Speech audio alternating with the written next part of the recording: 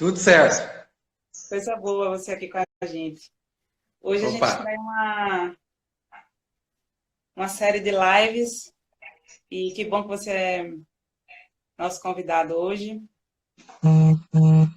Vamos começar a falar sobre o que está acontecendo aí na Alemanha, sim. mas você como representante do Sebrae, nosso parceiro aí, nós que operacionalizamos as representações e internacionalização das empresas, estamos muito curiosos para saber o que está acontecendo na Alemanha.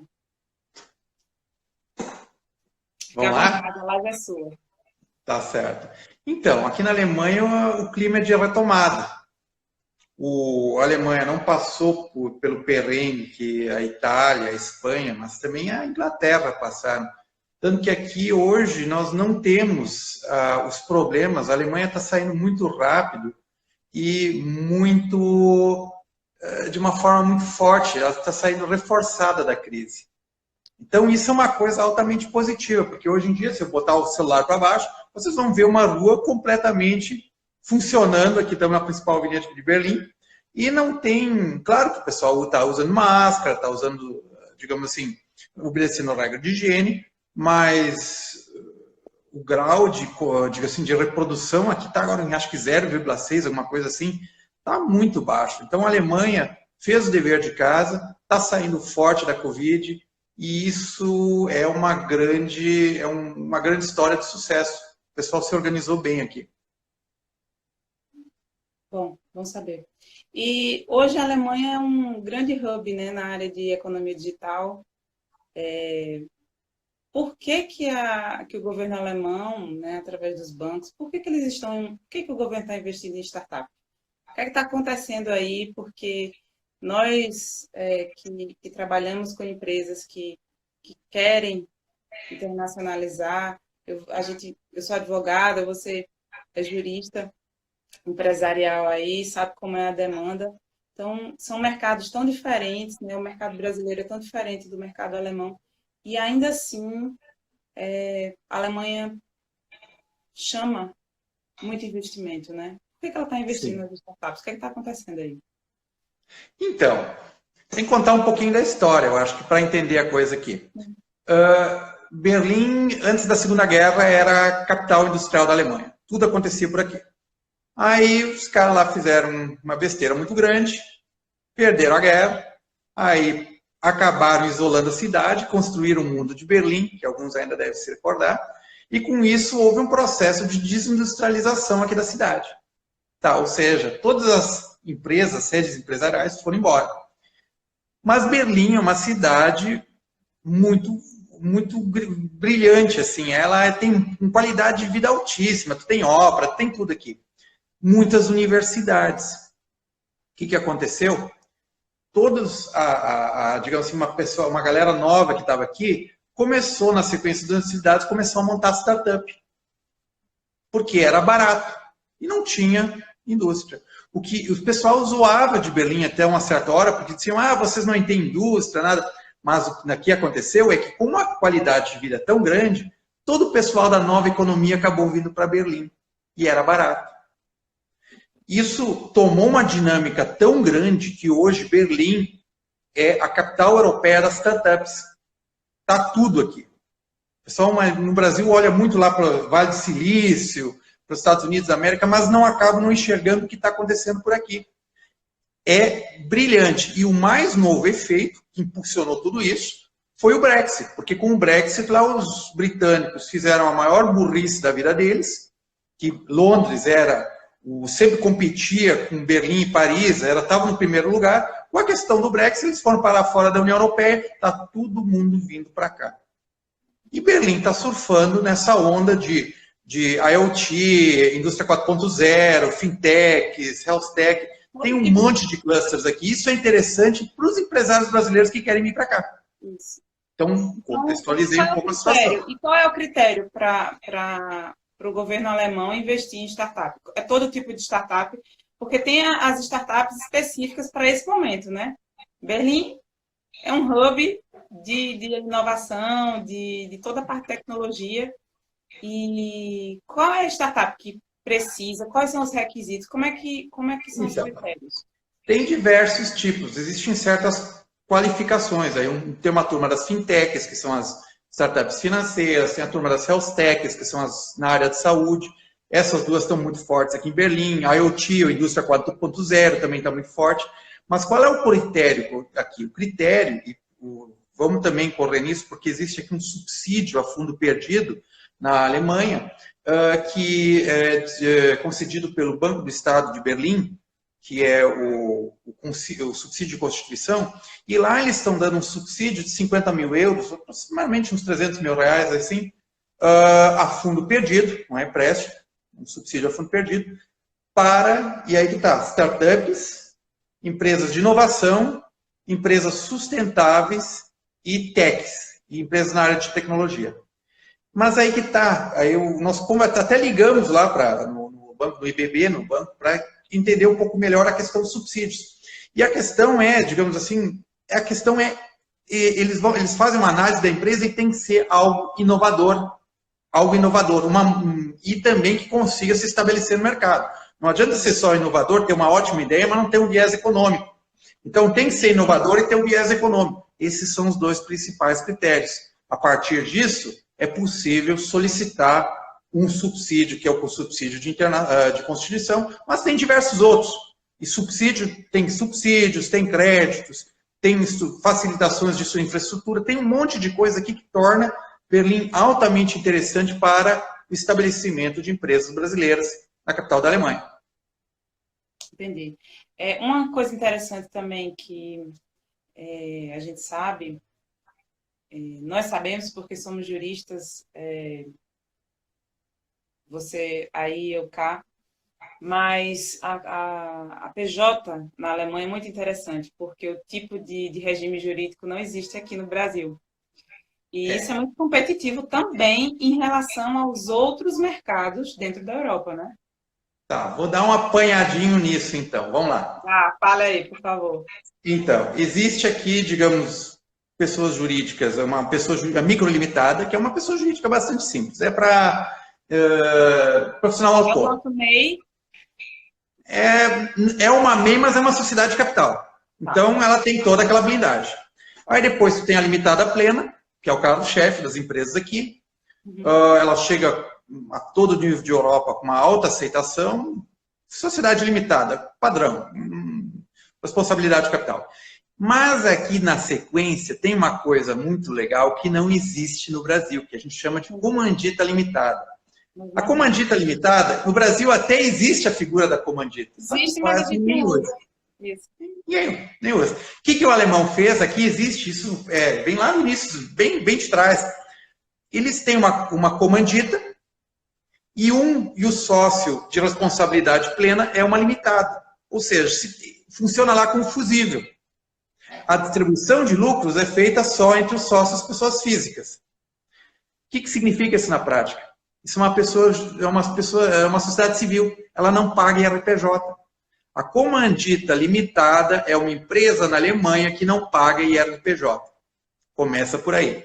Segunda vantagem, a Alemanha aderiu às regras da OCDE, ou seja, tem coisas assim que são bastante simplificadas aqui. Entre uma delas só existe a tributação onde a pessoa tem seu domicílio fiscal.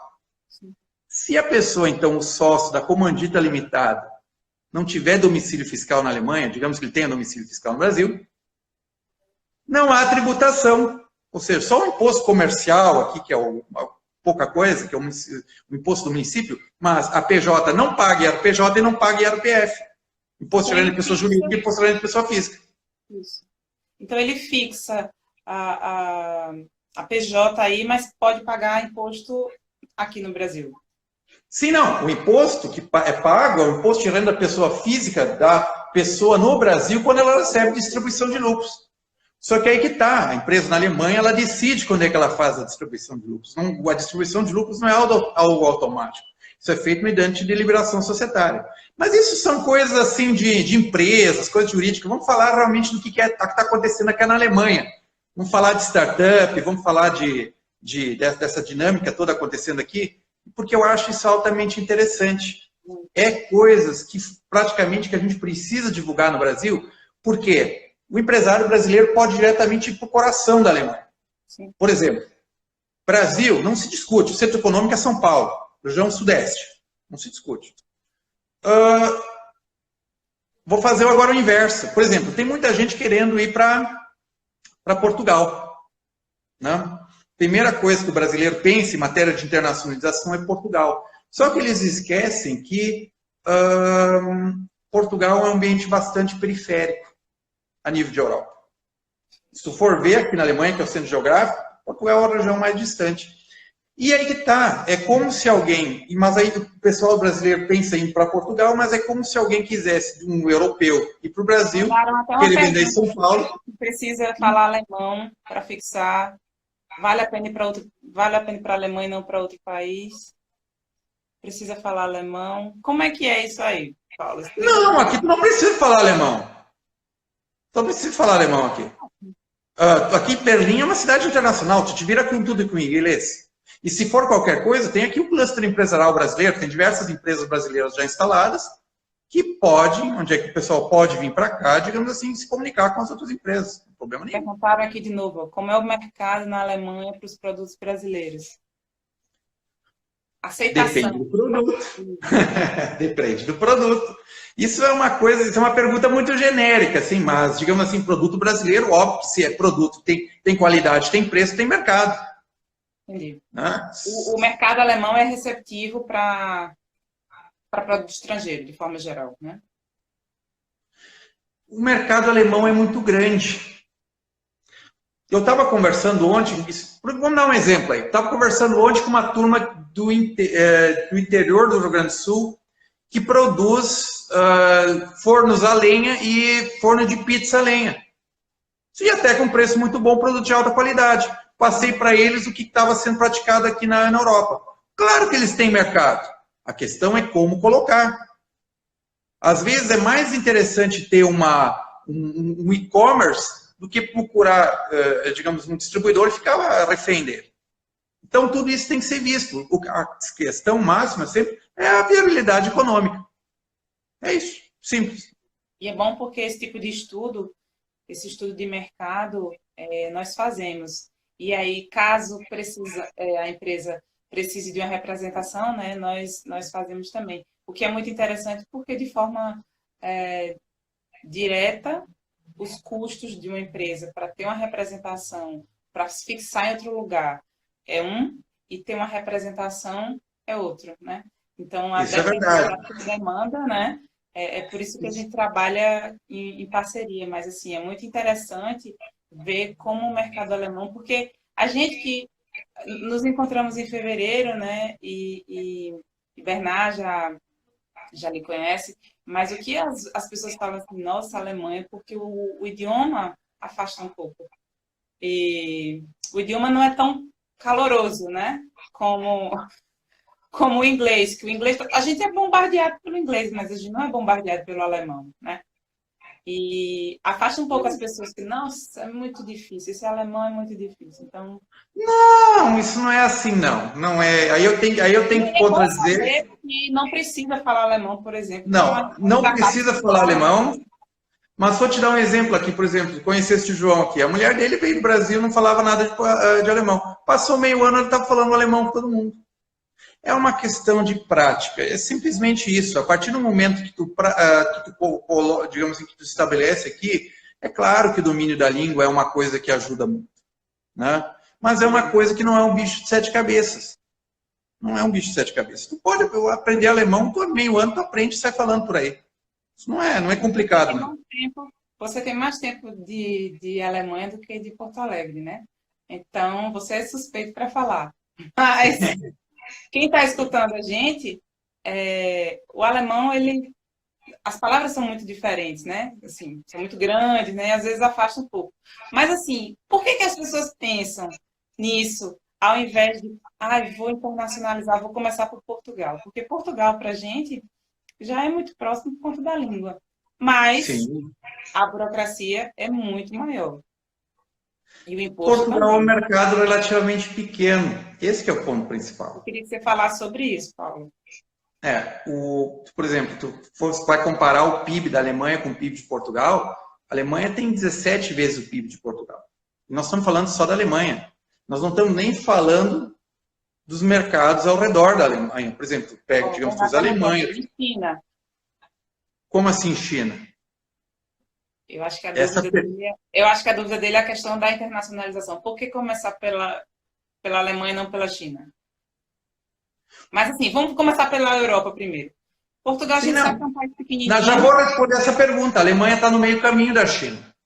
A Alemanha, o mercado, digamos assim, o ticket médio na Alemanha é muito maior que na China. É uma questão de ver. Tem motivos de ser e motivos de não ser. Aí depende do produto. Existem produtos que entram melhor aqui, existem produtos que entram melhor na China.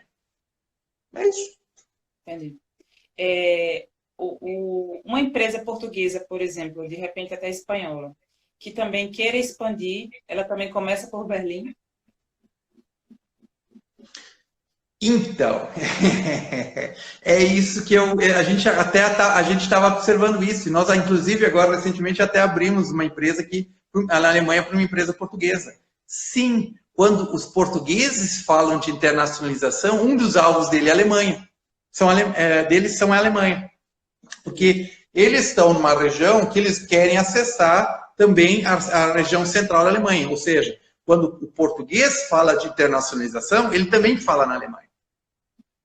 Bem interessante. Então, se a empresa brasileira quiser internacionalizar e ela começar por Portugal e depois ela quiser ir para a Alemanha, é um outro processo. É como se ela tivesse zerado, né? Porque de Portugal para a Alemanha são coisas completamente diferentes, né?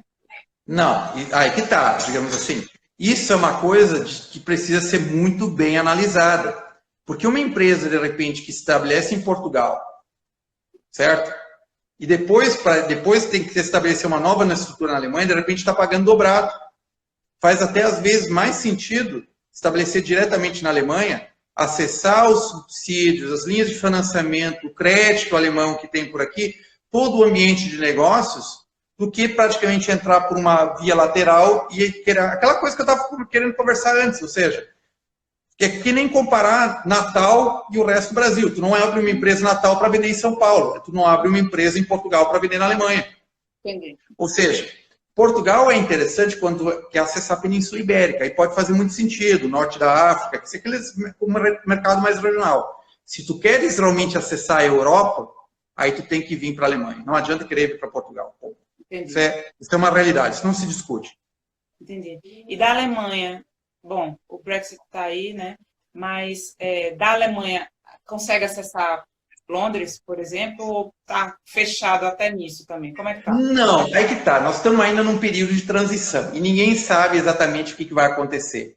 A gente acredita, porque Londres, querendo ou não, continua geograficamente fazendo parte da Europa. Ou seja, eles vão entrar aí em alguma coisa de um acordo de livre comércio ou de uma facilidade digamos assim, de comércio, alguma coisa assim, porque Londres, querendo ou não, é um mercado para as empresas alemãs e para as empresas europeias. Deixar isso no ar, no vácuo, não vai acontecer. Mas Londres, Inglaterra, está fora da União Europeia, como o ministro das Finanças disse aqui, out is out, vamos brincar lá fora. É uma pena, né? Uma pena, a maior burrice que os ingleses podiam ter feito. Enfim, foi, né? Foi embora, né? Agora não adianta mais. Agora não tchau. adianta mais chorar. Não adianta mais chorar. Mas... Ó, tem outra pergunta aqui, ó. Quais as exigências para acessar esse investimento? Exemplo, abertura de indústria, criar empregos. Essa pessoa aqui, eu acho que é a Daniela, que ela participou, ela participou de uma mesa redonda que nós fizemos. Eu não sei se foi junto com você. Ela trabalha com madeira, né? E ela exporta. Pode ser. Acho que é por isso que ela está perguntando então, isso. Abertura para, digamos, o critério para acessar os financiamentos aqui é que tem uma PJ na Alemanha. Ou seja, primeiro precisa abrir uma PJ. Ponto. A partir da abertura da PJ, aí é a qualificação da empresa, porque ela tem que fazer um business plan, fazer um plano de negócio. Fazer um plano de negócio muito bem montado. Quer? E mostrar o business plan para o banco? Isso, mostrar, apresentar, e aí que tá, não só o business plan, tudo que possa incrementar e, digamos, mostrar para o banco a qualificação da empresa. Ou seja, ela precisa mostrar que, digamos assim, isso é a partir dali que se começa. Nós temos esse subsídio. Esse subsídio a fundo perdido, ele é para empresas inovadoras, sustentáveis, papapá. Aí tem que mostrar que é inovador, que é sustentável. E aí o banco analisa e, de acordo com se eles chegam com a análise, sim e por isso que a apresentação precisa ser muito bem feita, eles concedem subsídio. E esse subsídio, ele praticamente repõe cada 50% de todos os gastos da empresa até 50 mil euros durante 2 anos. Ou seja, eles repõem 50 mil euros, o gasto é até 100 mil euros. Ou seja, então são aí uns 600 mil reais que a empresa tem que ela pode rever a metade. Mas isso é só uma linha. Além disso, existe, isso é só uma linha, tem outras. Tem outras. Por exemplo, tem também como existe esse subsídio de constituição de empresa ou de estabelecimento, existe um subsídio de consultoria. Empresas que se estabelecem aqui também têm acesso a um subsídio de consultoria, e a empresa recebe uma consultoria, pode receber uma consultoria em assuntos específicos, também financiada pelo Banco de Investimento de Estado. Isso é uma coisa. Existe o próprio Banco de Investimento de Estado tem um departamento de Venture Capital. E eu estava falando com o Jim, que é o nosso o full stack aqui de desenvolvimento, ele fez um mapeamento, ele viu aí que existe no mínimo, só num dia assim, ele identificou 20 empresas de Venture Capital aqui em Berlim. E se eu não me engano, a gente viu uma vez um estudo, já em 2016, o volume de Venture Capital em Berlim para startups era maior do que o de Londres. Então tem muito dinheiro rodando aqui e à disposição para investimento em empresa. Isso. É engraçado que a gente tem escutado muito, como é o nome? Corporate Venture, né? E aí é o matchmaking. E aí o nome da nossa empresa é o que nós fazemos, né? São as necessidades e as soluções. E é muito interessante saber disso, porque a Alemanha, ela está bombando. Toda a questão da economia digital está bombando. Mas isso é só em Berlim ou é na Alemanha toda, Paulo? Isso é só em Berlim. Os requisitos para a concessão desses subsídios é uma empresa em Berlim, porque é o banco de financiamento do estado de Berlim, do município de Berlim. Berlim é uma cidade-estado. Então, existe aqui, digamos, isso é tipo de Berlim, isso não tem em outras regiões então, por exemplo, dessa forma. Está pensando em fixar empresa em Munique. Não tem nada a ver isso Não, aqui. aí tem que ver lá com as linhas de financiamento da Bavária. Aí é outra história. Entendi. Né? Mas quem tem essa linha para as techs e para as startups é Berlim. Né? Aí, digamos, nessa sequência, então nós falamos dos subsídios, nós falamos do suporte de consultoria, falamos da coisa de venture capital. Temos mais ainda, o que o pessoal também tem aqui são créditos.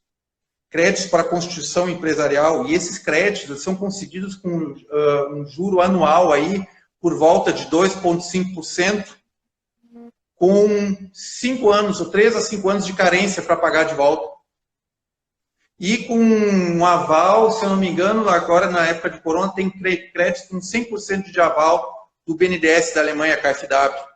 Então, os bancos, praticamente o Estado está injetando liquidez no mercado para que as empresas sejam saudáveis e consigam superar a Covid. Porque é mais barato jogar dinheiro nas empresas, evitar que elas quebrem, do que depois e ter uma sequência de falências. É tanto que, quando começou a Covid, toda e qualquer empresa, até 10 funcionários, recebeu a fundo perdido 14 mil euros. Toda empresa que se habilitou, inclusive nós também solicitamos para nós, porque teve uma baixa.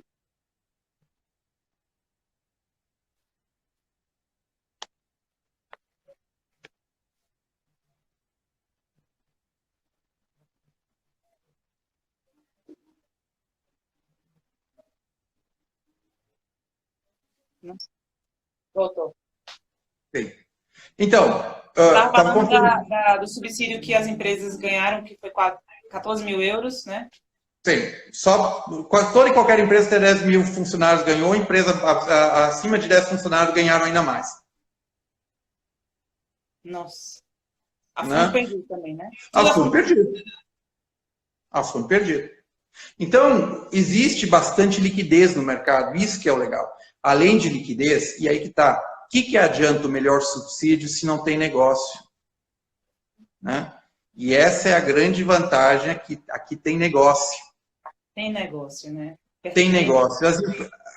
Digamos assim, aquela coisa, a Alemanha está saindo cedo e fortalecida da Covid. Todas as startups aqui estão bombando. Temos aqui, novamente, com o Brexit, toda a turma das fintechs foi para Berlim. Berlim tem diversos clusters.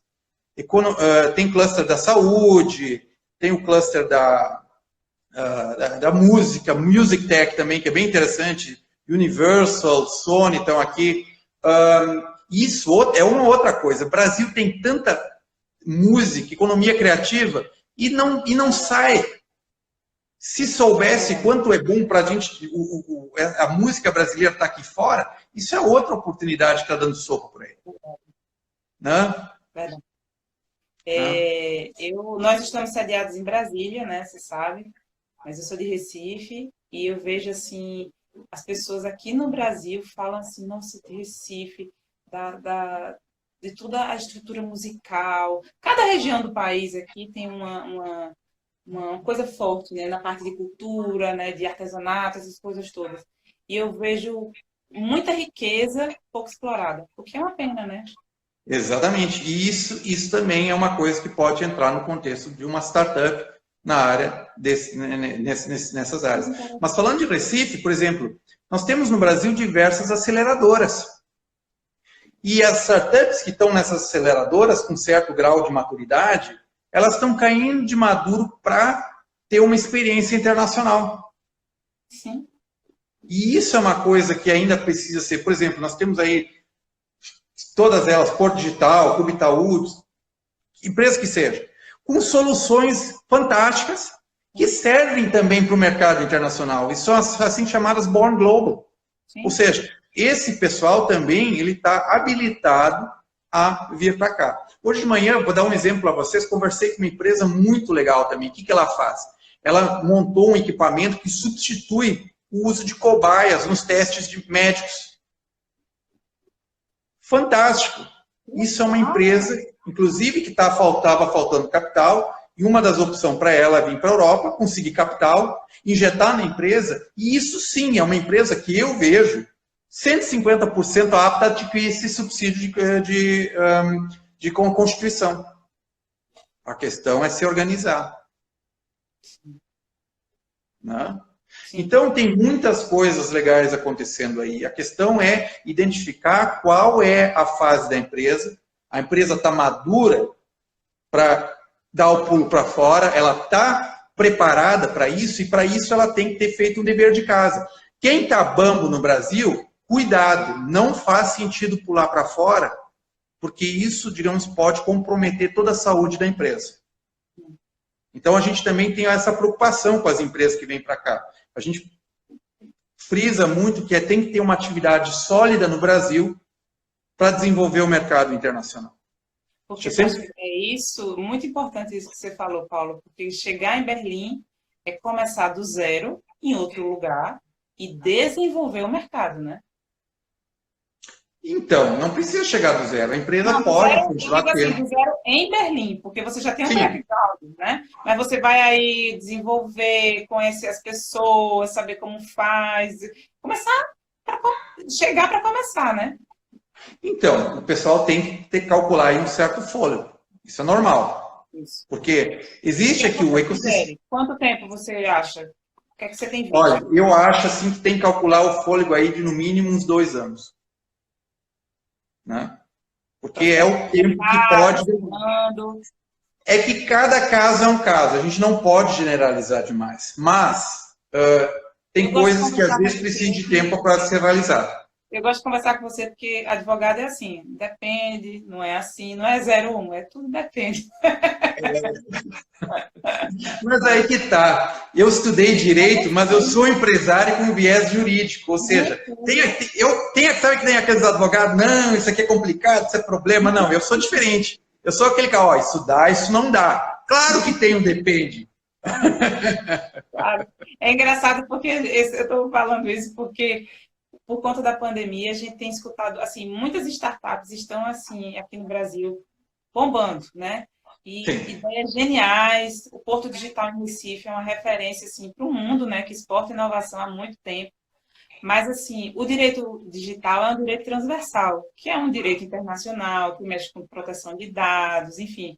E a gente tem escutado muito por conta da pandemia, os cuidados, a questão da internacionalização, os dados, o que é uma startup. Tem até uma pessoa que falou agora em alemão, meu alemão não está tão bom quanto o seu, Sim, né? eu ainda ouvi o que está falando aí. É que praticamente que o planejamento bom, mas que também tem que olhar na execução. É óbvio, digamos assim, que tem que olhar na execução.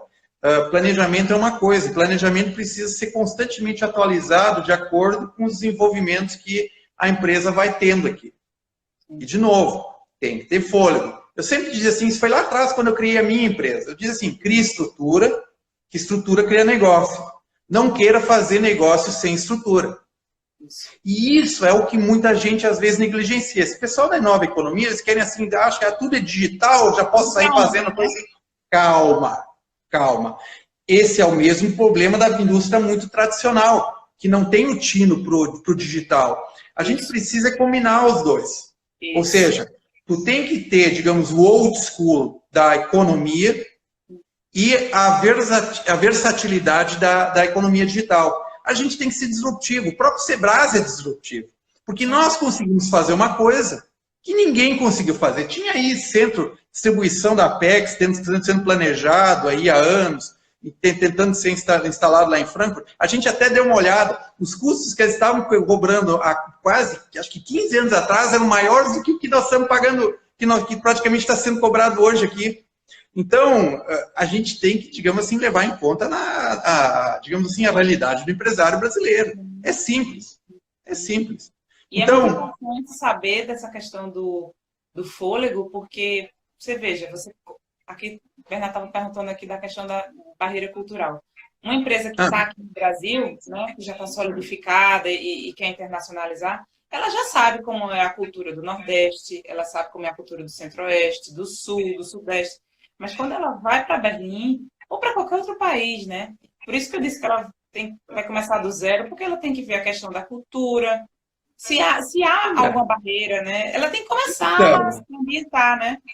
A barreira não é tão grande assim como se acha. Então, na Alemanha, a questão da barreira cultural não... Não, o alemão também gosta de conversar. Dizer que o alemão é muito seco não é verdade, não. Ele gosta de conversar sim. É a fama. É a fama. Não, mas é sério. A gente, vou te dar um exemplo.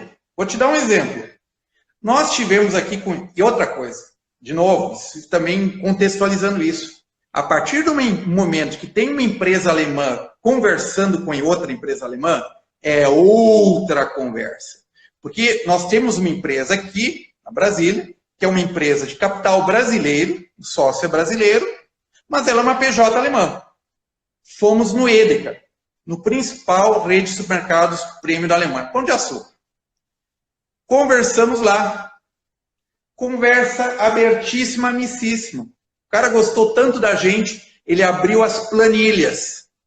Mostrou para nós, olha, nós compramos isso, essa quantidade, esse preço. Tem como atender? Imagina isso no Brasil. Nossa. Ou seja, tem jeito aqui também. A questão é, digamos, se adaptar. Digamos, não é um é melhor, o outro pior. É um pouquinho diferente. É como no Brasil também é diferente. No Rio Grande do Sul é uma coisa, em São Paulo é outra, em Recife é outra, em Belo Horizonte é outra. Cada ambiente tem a sua cultura empresarial, o seu jeito de fazer negócio. Os gaúchos também passam por grosso do resto do Brasil. Normal, a gente está acostumado. Mas é a cultura alemã e a cultura italiana, que digamos que bota a gente naquele nosso jeito de ser. Mas isso que é o bonito do Brasil, tu tem várias diversidades assim no Brasil.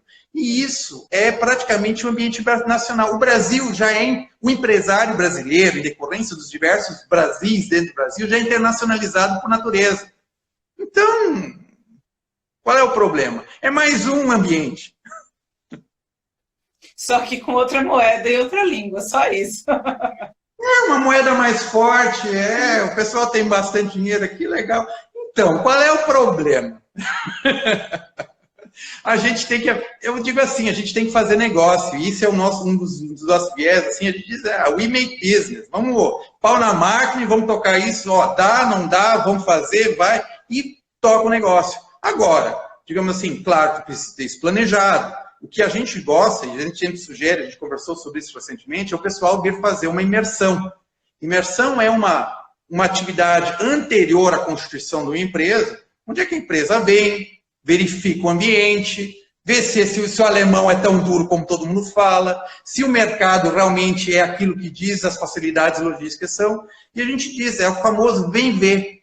Claro que agora com essa coisa da Covid, agora deu uma situação que ainda a gente precisa melhorar um pouco, estamos esperando também a abertura das fronteiras ali, mas isso vai vir, isso não tem... Como está a previsão de abertura de fronteira aí, Paulo? Então, digamos assim, eles tiveram uma conferência agora no início do mês e disseram que os países que tiverem a Covid, digamos assim, não sob controle, e aí não é só o Brasil, é Brasil, Estados Unidos, Rússia, até segunda ordem não entra.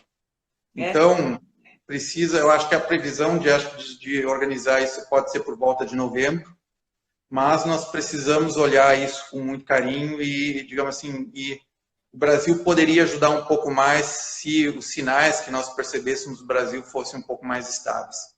E aí a Europa, sim, percebendo isso, vai abrir as fronteiras. A questão é quando é que isso vai acontecer.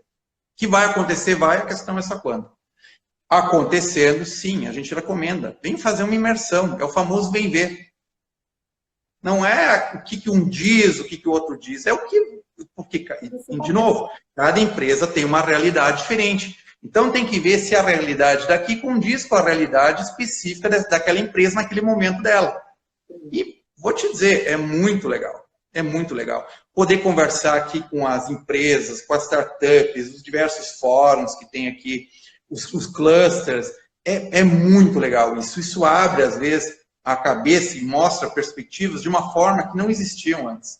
Sim. Então, o ambiente é muito propício para isso. Nós fazemos esse tipo de imersão com brasileiros, levamos alguns em fevereiro para Portugal, mas a gente precisa, é o que o Bernardo está dizendo assim, ó, tudo de bom porque tem que sentir o mercado. É isso mesmo. Ô Paulo, mas uma empresa sediada em Berlim, então se ela quiser prospectar mercado na região da Bavária, tranquilo também, não tem burocracia? Tranquilo, muito tranquilo. Bavária é 3 horas de trem daqui. Tu usa uma PJ, Mercado Livre Europeu. Tu usa uma PJ na Alemanha, tu importa em Portugal, tu vende na Itália e fatura pela Alemanha. Tranquilíssimo. É mais fácil fazer isso aqui na Europa do que levar uma carga de Porto Alegre para São Paulo. Sobre esse transporte de carga, eu não posso falar que eu sou advogada, né? Isis trabalha com isso, ela trabalha, né, também com exportação, com comércio exterior. Ela tem mais propriedade para falar. Espero que daqui a pouco ela comente alguma coisa aqui. Eu me lembro dela falar muito de dificuldade de importar, assim, mas dentro daqui do Brasil ela pode falar com mais dificuldade. Falando de importação, por exemplo, aqui na Alemanha é o seguinte, tu tem que, quando tu importa uma mercadoria, tu tem que recolher os 19%, por exemplo, na Alemanha, 19%, em Portugal, 21%, tu tem que recolher o IVA importação. No entanto, se praticamente tu não vende a mercadoria dentro, vamos dizer assim, de um mês, no mês seguinte, a Receita te deposita esses 19% em dinheiro na tua conta, tá? Não é crédito que nem no Brasil, eles depositam em espécie. Você está falando da Alemanha? Sim. Que interessante. Ou seja, a partir do momento que tem uma PJ aqui, todo e qualquer custo que tu tem dela, tu abate 19% de IVA. Sim, e aí não isso. No Brasil gera aqueles famosos créditos. Aqui gera dinheiro na conta no mês que vem. Nossa, que interessante. Então, aí que está. A Alemanha atende, digamos, já nas próprias regras, os critérios da OCDE. Imposto é tributado no domicílio da pessoa que deve o imposto, não há dupla tributação, não há efeito em cascata, tudo isso aqui, digamos aqui, já é superado. Já é superado. Bitributação ocorre unilateralmente das empresas alemãs que fazem investimento no Brasil. Empresas brasileiras que fazem investimento na Alemanha não são tributadas pela Alemanha. Tu não precisa abrir um CNPJ aqui para ser sócio de uma empresa.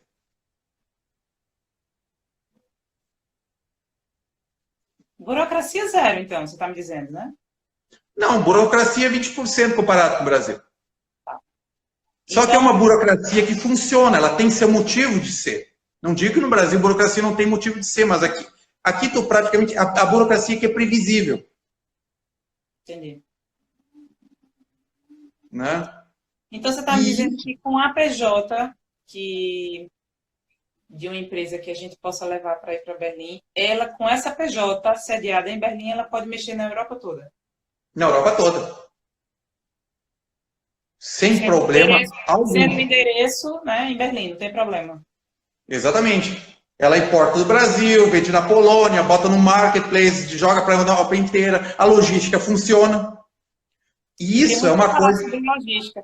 Quem deve estar gostando dessa história de logística agora é a Isis, porque ela, né, ela trabalha com isso. Mas eu queria muito que você falasse sobre logística, porque existe, a gente sempre escuta falar das estradas que são maravilhosas e tudo, mas assim, o funcionamento é bom ou é só teoria? Se eu boto uma carta hoje à noite na caixa de correio, no dia seguinte a pessoa recebe em Munique. Se eu tenho aqui um escritório de, digamos assim, um armazém de fulfillment, e eu recebo uma ordem de um cliente, porque tá no meu produto lá no marketplace, né? Eu praticamente recebo uma ordem, aí vai para o armazém de fulfillment, em 2 dias ele está em via de regra em toda a Europa. Máximo 3 dias, eventualmente, mas em 2 dias consegue distribuir isso a partir de um armazém central em toda a União Europeia. Então também você está me dizendo que, eu estou pensando aqui como jurista, né? Eu estou pensando aqui como advogado. Então você está me dizendo que uma empresa ela não tem problema de crédito fiscal, de retenção de nota, não tem isso. O que é isso? Na Alemanha não tem. É muito diferente. Então, porque aqui é muito comum a gente entrar com a execução, pedir pedir crédito, né, no Estado, e aí o processo que demora anos, né? Aqui existe uma... Tá, então vou te dizer. Aqui na Alemanha existe uma coisa que chama procedimento simplificado de mora. Se o teu cliente não paga, tu aciona o tribunal, se ele não contesta em 2 semanas, aquilo vira título executivo. Se é o justiça, vai lá e penhora. Te diverte. 2 semanas. Nossa, muito diferente. E se o Estado deve alguma coisa para o empresário aqui, ele vai ter crédito. Sabe lá Deus quando, né? Quando? Aqui a Receita paga em dinheiro na tua conta. Nossa, Por outro lado, se tu não presta a declaração de imposto, dos impostos aqui, eles fixam o valor e vão pegar da tua conta também. Então, o pessoal precisa se organizar. Aquele pessoal que, digamos, monta uma PJ e não presta as declarações de renda, tem um cara, digamos, com uma casaquinha amarela batendo na porta deles na semana seguinte. porque tudo, como é tudo previsível e tudo digital, Então, o encontro de contas acontece e aí eles vão rapidamente perguntar à pessoa, cadê? exatamente. Tu não tem aqui todas essas coisas de cartório. Tu não autentica documento em cartório. Para quê? Em algumas questões, assim, tem questão de autenticação de firma, que é por exemplo, quando o pessoal...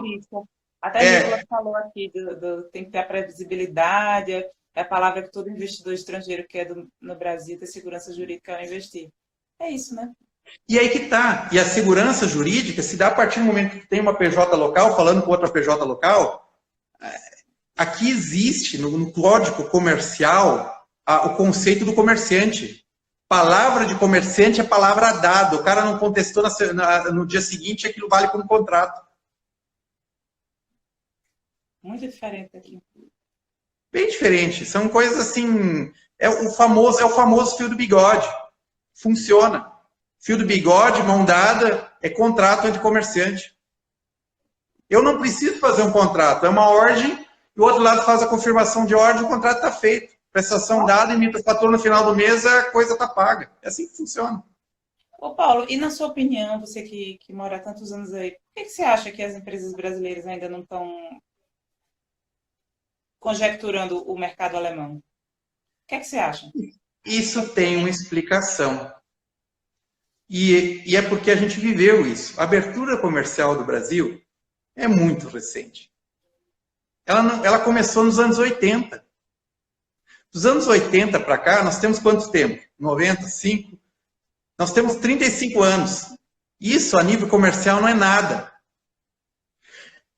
Aí que tá. E aí o Brasil sempre é muito voltado para o mercado nacional. O pessoal ainda não entendeu que, às vezes, os mercados internacionais, às vezes, são mais fáceis do que o próprio mercado nacional. Mas isso é uma coisa que está vindo agora com uma nova geração. Para a geração, e eu falo isso por experiência pelo pessoal, o mercado, a geração dos nossos pais, tudo era difícil. Não dá, não vai, não rola, roda presa. Isso é a geração dos nossos pais. A nossa geração é muito mais para frentex. Para nós estamos abrindo empresa aqui para um outro empresário aqui na área de Lima, porque o pai dele não queria. Ele disse assim, não, eu vou. Por quê? Porque ele está vendendo um container atrás do outro. A partir do momento que ele tiver carga aqui, ele mata praticamente toda a concorrência dele. Né? Então, digamos assim, o pessoal, às vezes, é porque simples desconhecimento. Sim. É um foco no mercado nacional, muitas vezes, porque o pessoal é o que eu consigo fazer, é porque uma língua portuguesa, é fácil, fica naquela zona de conforto. Só que o que agora, com o acordo de livre comércio com a União Europeia, quando a coisa for ratificada, aí vão as empresas cair no Brasil. É aquele exemplo que eu tinha dado lá atrás uma vez. Imagina uma pessoa do chocolate suíço chegando no Brasil e nós com o nosso chocolate nacional 3 vezes o preço. Vai acontecer o quê? Então, agora, é tempo para a gente se organizar, para fazer um bom produto, para conhecer o mercado aqui, vender o produto direto aqui. Outra coisa, isso é digamos, praticamente quase das bênçãos da Covid. Ela acelerou imensamente os mercados digitais. Você fala quando bênção, porque assim, muita gente, né, teve muita perda nessa pandemia, mas... Não. Aí, pedindo desculpas nesse sentido. Não é nesse sentido que eu falei. Eu falo, digamos assim, que às vezes crises são uma oportunidade. Qual é a oportunidade da Covid? A Covid, ela praticamente acelerou imensamente os mercados digitais. Ou seja, hoje, tudo que funciona em via de marketplace está caindo de maduro. E é uma grande oportunidade para as empresas brasileiras. Não é complicado, é botar o produto num armazém de distribuição, jogar no marketplace e sair vendendo direto. Qual é o problema? Sem burocracia, né? Sem burocracia. É muito diferente, porque, por exemplo, o direito digital é um ramo do direito que já vem sendo estudado, pesquisado, mas agora com essa pandemia, assim, o negócio está bombando. Porque as startups estão fervendo, as startups, cada uma no seu ramo, com assim, ideias fantásticas. Então, e tem que aproveitar o momento. Precisa da internet, né? Precisa da internet, né? Alguma coisa assim, mas assim, você não, pode mas é que tá. Isso aqui, até tempo atrás, já tinha tudo.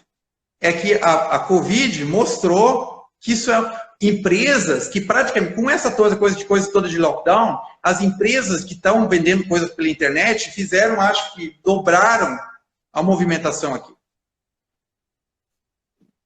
Então é oportunidade. muito diferente. E essas coisas vieram para ficar. Isso é uma roda que tu não gira mais para trás. O crescimento é exponencial, né? Conhecimento é exponencial e isso é um salto quântico. Isso muda o mercado de uma forma que não tem volta. Né? Berlim ela está aberta, quer dizer, o mundo agora, né? Mas assim, Berlim ficou muito mais acessível ao home office. Como é que está o mercado hoje? Sim, vejo pela minha esposa. Ela trabalha numa grande empresa de ar-condicionados, faz projetos de qualificação de fábricas, supermercados, coisas assim.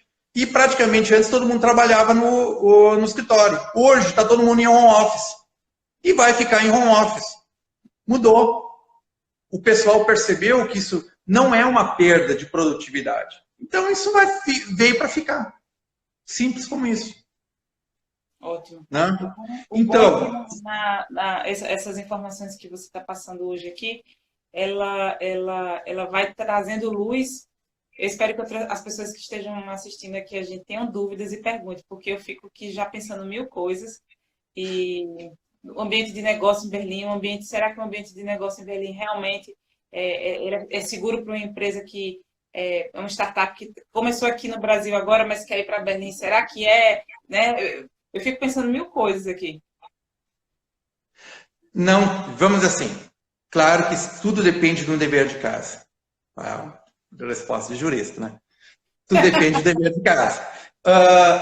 Mas, digamos assim, não é um bicho. Isso que a gente fala, não é um bicho de 7 cabeças.